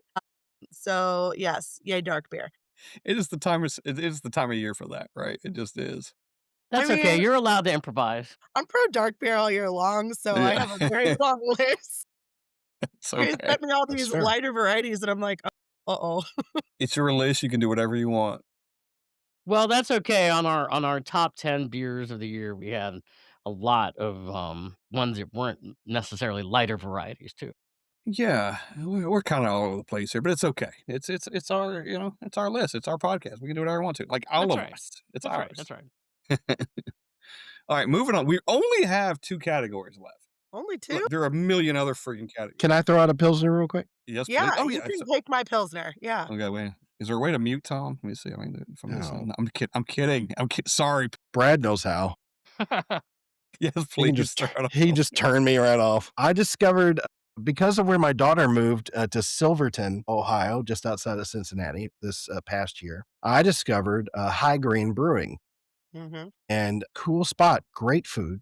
But they had a Czech Pilsner, Czech Bohemian Pilsner called Gentle Revolution, and that tied with one out of Louisville, which at Goodwood Brewing here in Louisville, which was also a Czech Pilsner, and that one was called Bounced Czech. Mm. So both of them 4.0 good beers. Excellent. Thanks for chiming in. Finally, Thanks for chiming in. it's that. It's about time Tom said something, right? I mean, come on now. Why are you here? I mean, I can't wait for you guys to be here in like 3 days. It's gonna be awesome. FOMO Yeah, already. Steve, sure you can't get out of work early on Friday? I Don't mean, worry. I don't want to Yeah. leave Tennessee until we all have alternate personas. That's right. We'll find some for you. Look, I already told Steve that he's gonna get the full court press come Friday. When you guys are in town, then he'll get the full court press. Hopefully, I'll be alive by then. Where the fuck you at, Steve? Come on, son. Where are you? Let's come and get you. We'll come and get you. Anyway, we got 2 categories left. Porter is the next category, Steve. I'd love to hear your answer on this one. Oh gosh. This could have made my overall top 10 of the year. I can't imagine why, because it's only from Bring Great Lakes from Tennessee, Great Lakes No. Brewing. It is their porter, the Bourbon Barrel Imperial Porter that was given to us by Michael Williams when we went to visit. It's only a 12.5% beer, only rated at 4.25 on Untapped. And, basically this was aged in bourbon barrels. So it has bourbon in it, obviously, chocolate in it as well. Just absolutely fantastic for those of you that enjoy that kind of a beer. You've And I had me think a all of bourbon you, and I think all of you would chocolate. enjoy it. You didn't save us any? No, sorry. Maybe they could get us some here. Maybe we could. Maybe they got some in Cincinnati or elsewhere. You never know. Never know. Never know. Didn't that make your top 10 beer list too? No, there was a different one Oh, it was a of different them one. that actually made my top 10 list. Yeah. All right. Excellent. Okay. Well, excellent choice. Yes, sir. Thank you. My favorite porter, my BUPA goes to. By the way, there are 9 different porter categories within Untappd. By the way, there's just porter something, this porter, that porter. There are 9 different ones. So I checked all the boxes, filtered it out, blah blah blah. But the one that won was Plum Tuckered Out Full Double Porter by Hoppin' Frog Brewery. Ooh, yeah. It's an imperial double porter at 16.8%. It was quite lovely. The nice thing about it was it was in an 8-ounce can, so it was like you could live through it kind of thing. It's got I give it a 4.3. It's got a 4.15 global rating, and actually had it on the podcast with Hoppin' Frog with those guys. So it was really cool to have that on. It was an excellent beer. Porter categories for you guys, Liz. Dark beer. It is Liz, a dark beer porters. category, but everything I just looked back in my thing that I thought I tried that was a porter, guess what? It was a stout. Oh, So I'm gonna go with my new favorite stout that my aunt brought me at Christmas, which I love Mass Landing, which is out of Maine. They have a milk stout called Gunner's Daughter, which I have a goal to make it there for Gunner's Daughter variant day sometime. But they did a double fudge variant, and I was like, oh my, this might be better than the original. Now I have to do a side by side comparison. So I got to hunt and probably head to White Oak Marathon to see if they have any more. So I'm on the hunt. I already had to call Beth and be like, Beth, keep an eye out for this one up in Cleveland because she's also a big stout fan. But yeah, sorry guys. I thought I'd try to stout this year or porter, but apparently I'm on a roll with stouts. So it's okay. Do you all feel like porters and stouts and even anything brown are more conducive to be like colder weather this time of year, or can you drink those things year round? No, it's definitely for me fall winter kind of thing. Yeah. I mean, if you're in the air conditioning, I yeah. think it can be frigid and you can also have a dark beer. I can't say if I'm sitting on a patio, that would be my choice. It's not exactly something that if I'm sitting on a patio or I go into a brewery that I'm looking up going, boy, I need that on a nice 100-degree day in Nashville. Right. Right, but I would drink it year round as long as I'm in a temperature controlled, non 100-degree weather environment, sure. There you go. I go back to what Tom said earlier, I think, when he said, like, just give me a stout or a porter. I could drink them all year as long as it doesn't have these heavy other things in them, big heavy adjuncts and things. I could drink a dry Irish stout in the summer. I can drink a porter, like those kinds of things. Thoughts on that? It's a The nice heavier they evening are, the beer. colder it needs to be. It's a nice evening beer when the temperature cools off, you know? Yeah. Around the fire. Yes. Tom, you got Maybe thoughts a on that? half pour. Yeah, there you go. Some s'mores, you can pair nicely with your porter and s'mores. Yeah. Well, first off, I figured Liz was going to be dominating this category, and then she's like, "No, it's mostly stouts." I I said, "Oh, really wow." laughed. I scrolled it, I'm like, "Man, I don't think I drank a porter," but then maybe this is why you should get Untapped so you're not relying on photos. True. I listen, to that point, I usually don't drink much stouts or porters. I'm much more of don't like the heavy beers like that. I'll sample them on a flight, but I won't, get much more than that. The one porter I do like because 'cause I've had it probably more than most is from Third Turn Brewing. They have a double haze, porter that uses hazelnut. It's not something I can drink much of, but it is really delicious when you do. As Steve would Yeah. say, add it to the list. Gotta add everything to the list. Add it to the list. Always, there's always room on the list. Yeah. Brad's more of the, porter stouts than I am generally, but not a lot more, Really? but And then more. I just when coffee's involved, Yeah. and you mix coffee and chocolate or hazelnut or whatever, it appeals those senses, I guess. It Yeah, could be I good or agree. bad. As a non-coffee drinker, me, That's true. I can find it to be very overpowering if there's a lot of coffee infused in there. So The Yes. yeah, more I think coffee, the Yeah, in better. no, that fact I it think yeah, I think Liz, you when you were with me, I had a porter. We were at Northern Row. We were at Northern Row, and When they we were had you know what? Was that a porter? Maybe I did have a porter. Hold on. you tried it, I had it on a flight. You tried it because it had coffee in it, and you liked it. Use your You just tasted it. You had more than I did. and it can't be too much coffee. That room that's yeah, that ruined. Then it's just a coffee like you get Yeah. that at Starbucks. I like coffee, though.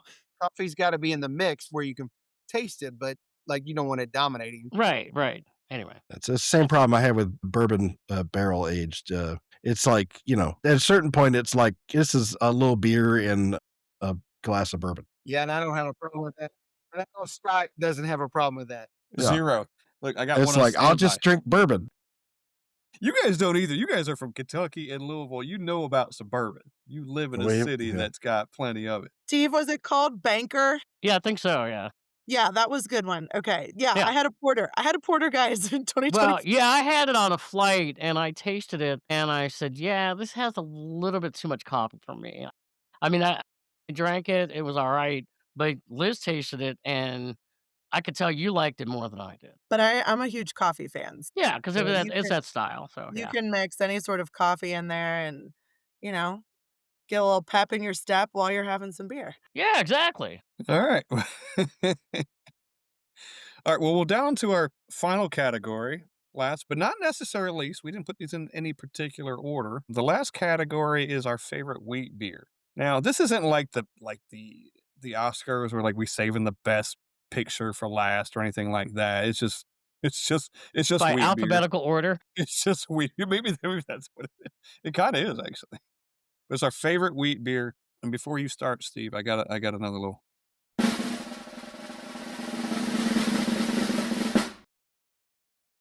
Steve, who gets Nothing. the BUPA for your And favorite? the wheat BUPA goes too.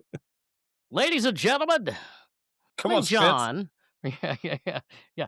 Common John, Brewing. We love 'em in Manchester, Tennessee. It was their wheat beer, The Blessing in Disguise, which was a pretty good beer as I'm looking on Untappd. I rated that a 4 and a 5.1% beer. So that was a really good one. And another brewery, by the way, my friends, if you when you get to Nashville and if you're ever like, you know what, let's take a day trip somewhere, even though it's like an hour south, it is so worth the drive. We'll get you To to those two Knoxville? places, but we'll go to 2 places in one day. We'll go to East Nashville Beer Yeah. Works in Lebanon, and we'll get out to Manchester. That'll just be the day. Yeah, add an extra day to your trip. We'll do that on the Monday. All right. So My favorite wheat beer, the BUPA goes to. By the way, this category had 10 untapped sections under wheat beer. The wheat beers had 10 subcategories in it. It's ridiculous. But anyway, it's called Hey Vernal by BS Brew Works out of Springfield, Tennessee, which we've not been to, Steve. They just That's happen to be in true. Nashville. Yep, Put it on the list. on the list. Hey, I'm sorry, you broke up on me. Did you say Murfreesboro? No, Springfield. Springfield. Springfield. Oh, okay. Springfield, Okay. Tennessee. Yep. Every state has a Springfield. Yeah, exactly. And it's rural. It's pretty rural, I think. We've never been there. It's they call it the style, it's a wheat beer, but it's a Hoppen Weiss or Hopfen Weiss. So it's like it's a Hefeweizen that's got a little more hops to it, which qualifies as a wheat beer. But I had it at Hoppin River North, Steve, the place where you go. It's the Yes. it's basically it's a tap room where you can go and kind of pour your own beer with the bracelet. But had it there. Excellent beer. And I had several wheat beers this year. This one stood out. 4.1 rating. Really good. I had forgotten about it until I looked it up on Untapped, and I was like, oh shit, I remember this beer now. Yeah, there you Excellent go. beer. So kind of I won't say an off the beat category. I think it's one of those categories again where you have more than you think you've had during the course of the year when you go back and look at Untapped at least. So anyway, you guys have any experience in any wheat beers this year? Scott, I thought you were going to say something from your Germany trip. No, because they're all good over there, but everything always kind of rides around a 3.8. There's some exceptions, and which is higher than the normal overall rating for those beers. The global rating always rate higher than they do, and they're all in like the 3.2s, and I'm like 3.8, 3.9, 3.4s, or 4s. And most of them are lower than that. I think people just don't appreciate the traditional stuff anyway. But My answer is traditional. I had a really good Hefeweizen from Weinstoffen recently. Again, it came from this canteen restaurant. I'm telling you guys, you should go. Fancy pour, it sounds lots good. of, yeah, good food, good beers, Hefeweizen. Everybody should do it. Yay. Come on. We need the clap. Yeah, Come on. That was your cue, Scott. Man, please. It's like a delay. That's production him trained up. assistant is terrible. I'm really good at editing though. Look, I don't have a wheat beer, and I know I would, we need to know Tom's feelings about this category. Okay, I see the look on Yes. his face. No, listen, I probably said this during our other podcast. I'm not a wheat beer fan. I think that wheat beers taste like a Band-Aid smells. And if you get that, Even- you get that. Even traditional Hefeweizens, German Hefeweizen. Well, listen, yeah, listen, they get really clovey and stuff. There's some, I can have some, but I did find one this year that is technically a wheat beer that I loved. And as a matter of fact, thank you. Thank you. And I was just at the brewery yesterday and I was talking to the brewer and I was like, you got to bring that back. And it's at Apocalypse Brew Works. And it's their green chili wheat. And it is, yes, and it doesn't really go clovey at all. It's got those green chilies in it, but it's not too hot at all. It's just the right mix of flavors that makes that really interesting. And I'm a big fan. I can drink that one all day. What was the color of that beer? Yellowish. Was okay. So yeah, okay. Yellow. Beer colored. He has no clue. He's just making it.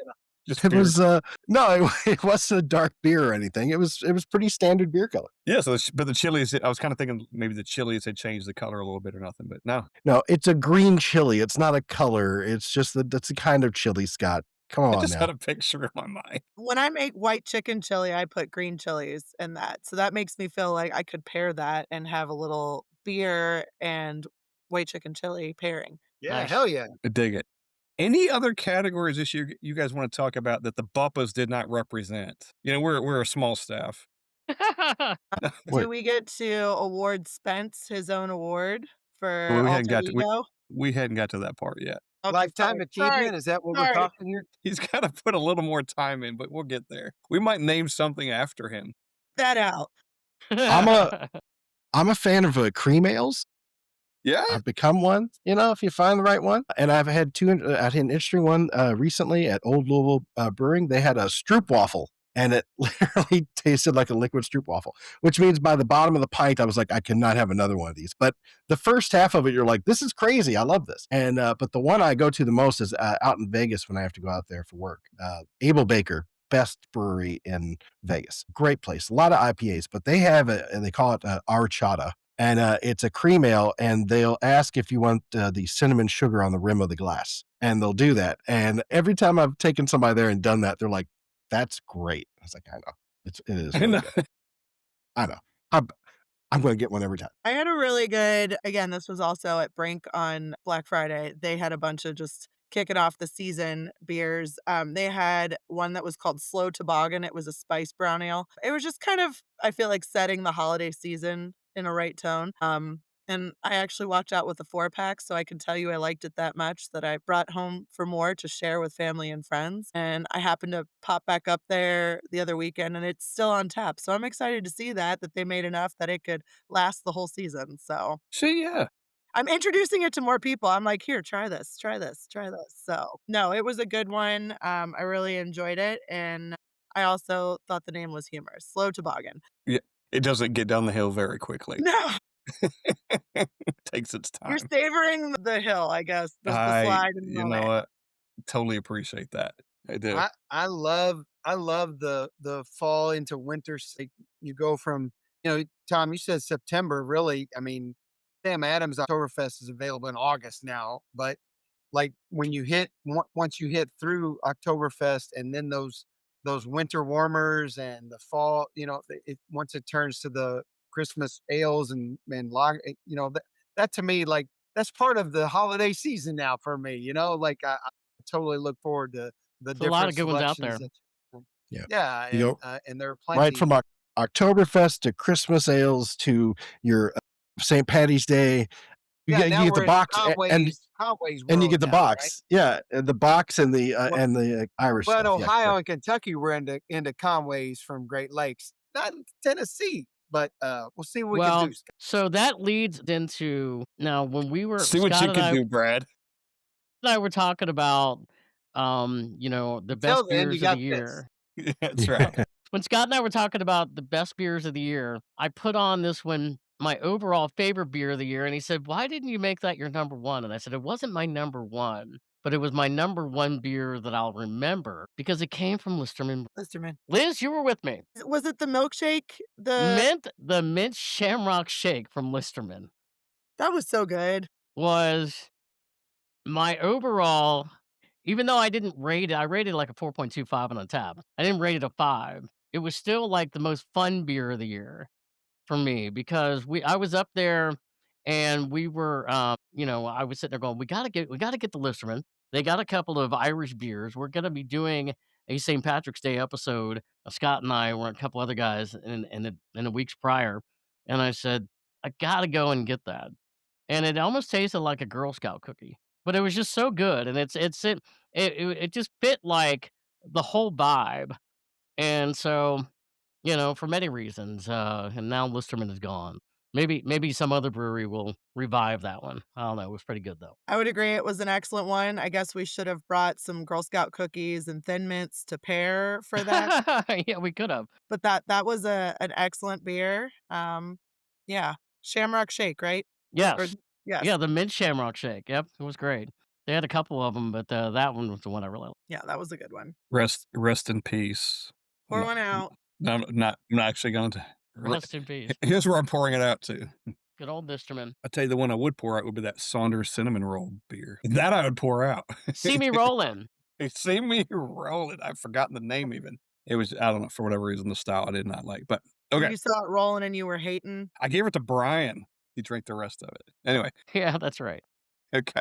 Guys, any other 2025 memorable highlights, beer highlights of the year? Anybody stands out to any of you guys? BUPA Award for Tom. Tom. Yeah. You know, this Just could get Tom? wordy, so I tried to figure out how we could get this to be more wordy than it already is. See, But the you BUPA started it, and I Award, let you. Yes, I saw. I'm sorry, but I'll tell you how to make it more wordy. Let me present it. it just went on and on and on and on. The BUPA Award for Tom, the best flight carrying a flight on a flight of stairs. He's gone. He's out on that one. What was really funny about that, for people that had not tuned into a previous podcast, was you did something that I would have done had I been brave enough to do that I stopped doing years prior. And that would be trying to carry a flight up the stairs at Listerman Brewing. No, Brian Geist. No, No. Ryan, I'm Ryan sorry. No, Geist. I'm sorry. Yeah, Ryan Guys. Ryan Guys. That was Carrying like, a flight up a flight. Yeah.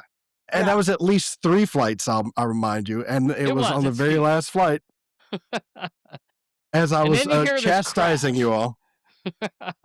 I feel like you were telling everybody how easy it was, and then it was like, uh-oh. Well, I was being harassed about it, and I was giving back, and then I would have made it too if it weren't for you meddling drinkers. So you get an award for that. Listen, I'm gonna. Here's my one prideful moment of that. None of the glasses broke. None broke.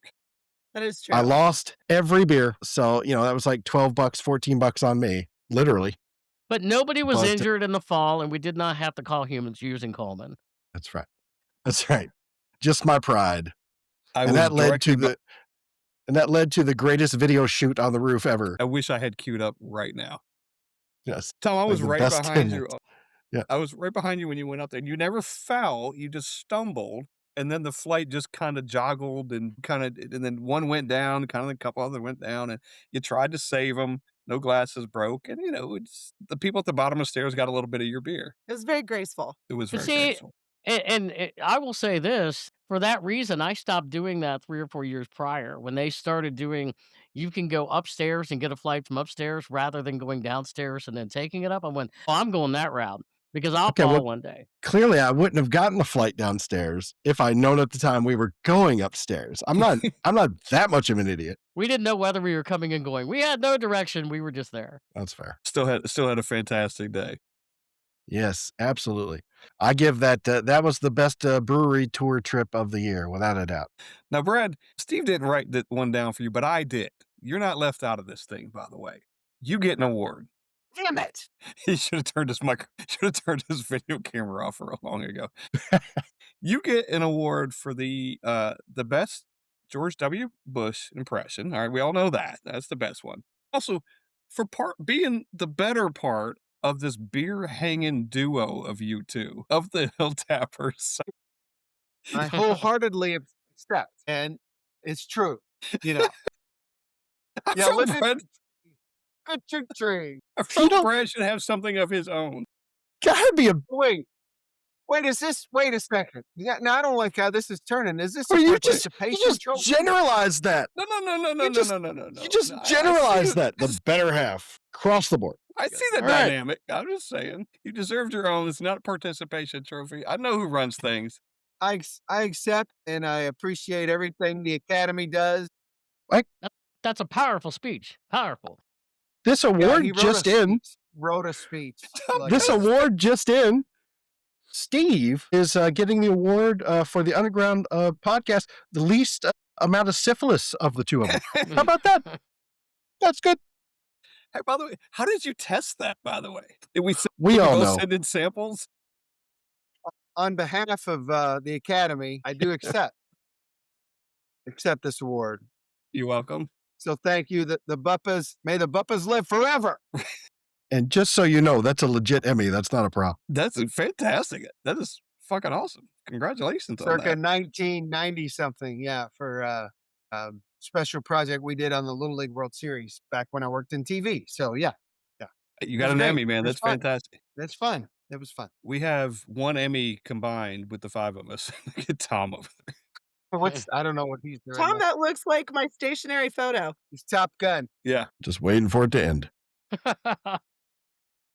Well, you're a great duo. I just thought Brad had the edge there. Yeah. He just edged you out. Yep.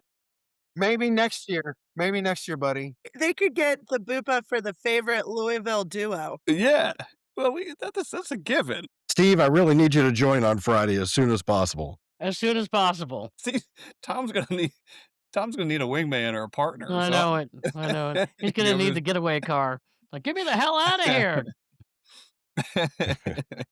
Liz, you're getting an award too. You get a BUPA. Your second year in a row, you get a BUPA. I don't even remember what the last one was, but you get a BUPA for the best Cincinnati correspondent and our feet on the street. Like, you are our correspondent in Cincinnati. You keep it going for us. You report back. You give us pertinent information. You get a BUPA for that. Why, thank you. Thank you. I also accept. Thank you, Academy. I'd like to thank all the little people. Yep. along the way that helped me get here.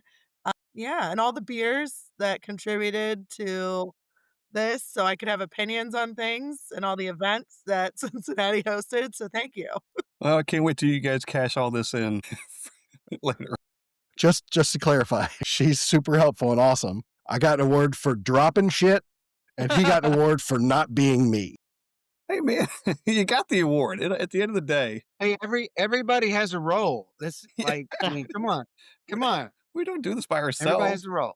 But Scott, seriously, like I learned, we will definitely be eating at Canteen at some point in Cincinnati. That's like now it's on the list. So if That you sounds want to great. know anything about Cincinnati as far as where to go, the great places, Liz is your hookup.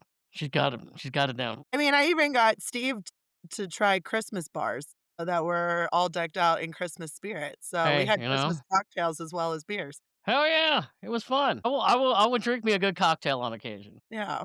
We had some nice bourbon. We went to where did we? Hold on. It was a St. Nick's Speakeasy at Arnold's.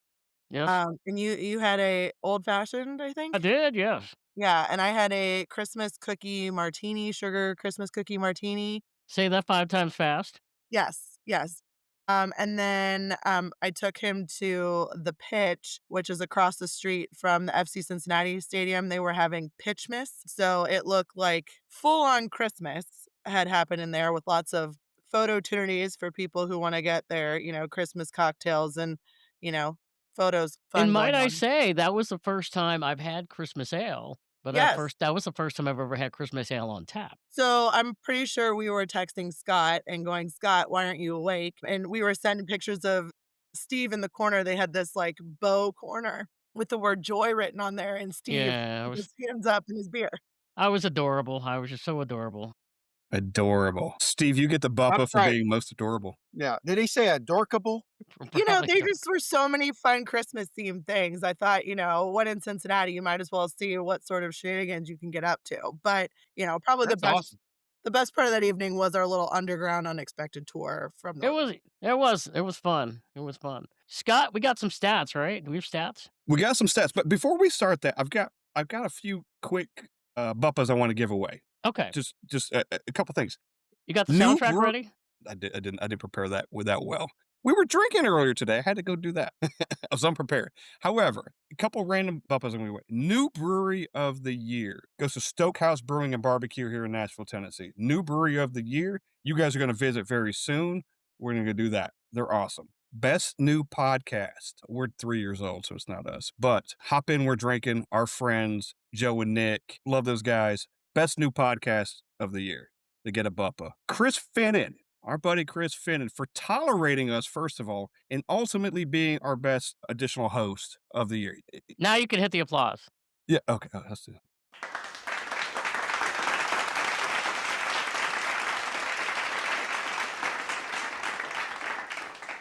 That's for you, Chris. Chris Finnan gets a BUPA. Michael Stokes, our biggest supporter. He's listened to every episode, every episode, the most episodes.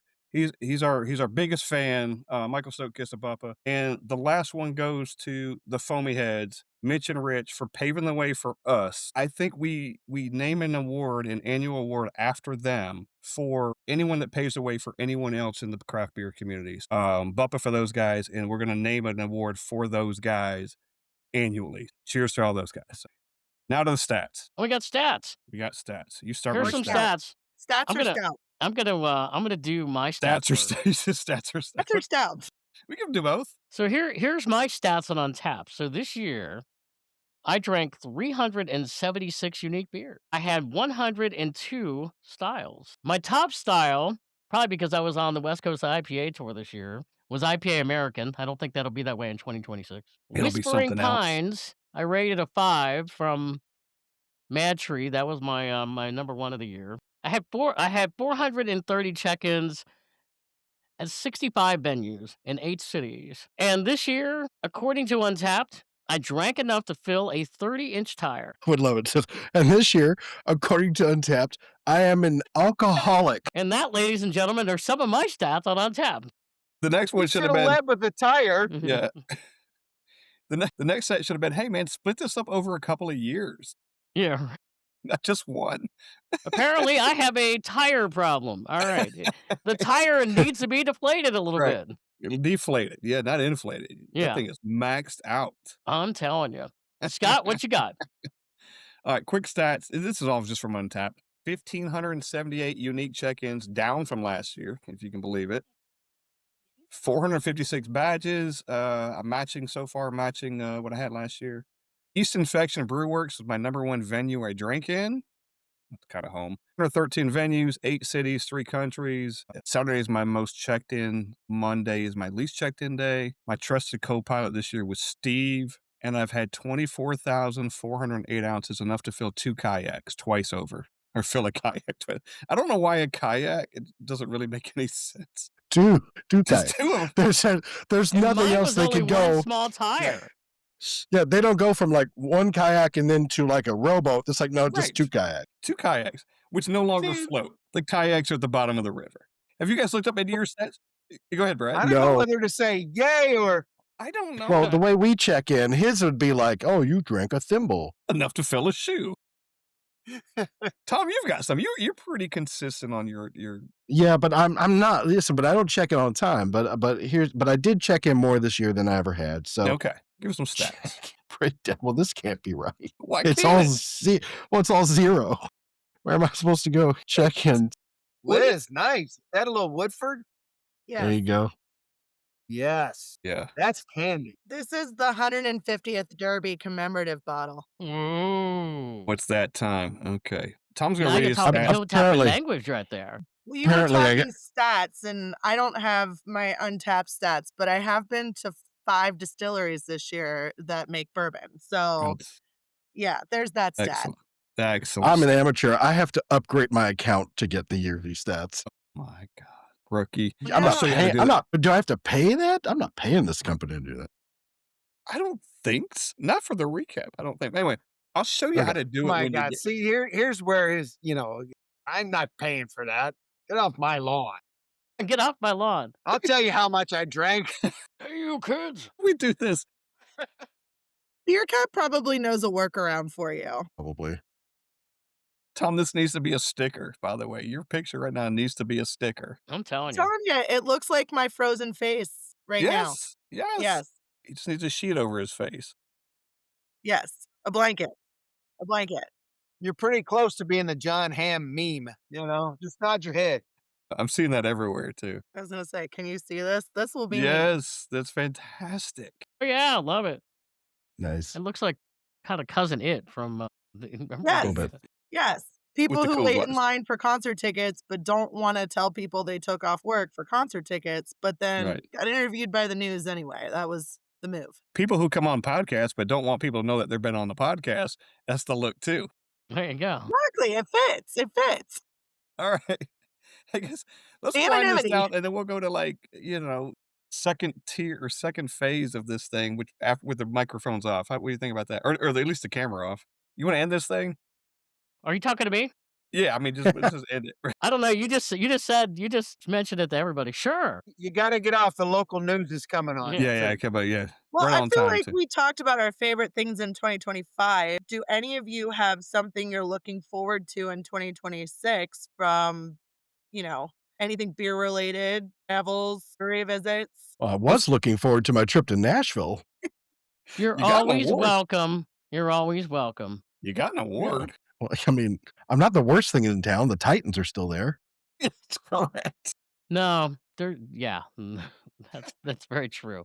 You will be completely welcomed here. The red carpet will be rolled out for you, sir. Speaking for myself, Liz, I'm looking forward to more great beer and more great breweries in 2026. Yeah, no, I look, this year was great. And we got, through you guys, like in Cincinnati with Liz. And then when we hit it off with you guys in Nashville and Keith came to visit and he, on his way through to Indianapolis, he stopped by. It was great. Had a great day.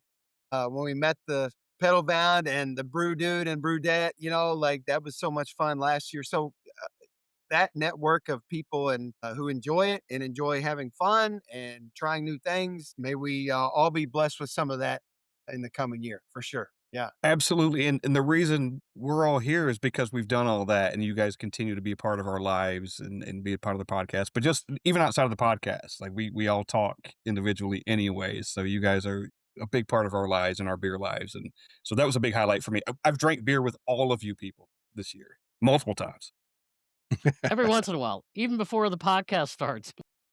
Well, When you didn't know I was drinking with you, I was. In a kayak or in a tire, I don't know. you never know. It's 5 When o'clock there was somewhere. Taking it home then, we'll just Well, hang on, say, real quick. yep. Okay, encore, come No, on. no, real quick. Yeah, I used to make it fun. But the very first thing that's coming up in 2026 is Brad and Tom coming to town. They're literally going to be here on January 2nd. So the first thing out of the gate in 2026, I look forward to these guys coming down here. I know you do too. New beer, new stories. Cheers, let's do it. Cheers. New spills. Let's go. I can't wait to see what you get an award for next year. And it could happen in 3 days. That's true. He's going to do something that's going to earn him an annual. It might be a leg lamp, who knows? But it's going to be an award. You're getting one regardless. You never know what you make. We're cheers to that. Cheers to all of you. Thank you for being a part of this. We're 2 hours and 30. But this party is going to go on after we hit stop here. I think. Right on. Cheers. Happy New Year from the Cheers. Brewery Underground Cheers. Podcast. Happy New Year. Cheers. Cheers, everybody. Happy 2025. Cheers to the Brewery Underground Podcast Thank you. and all BUPA Cheers. Awards. Look for them in the mail.